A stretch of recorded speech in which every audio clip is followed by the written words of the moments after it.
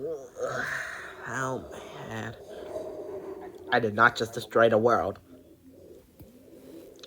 Silly.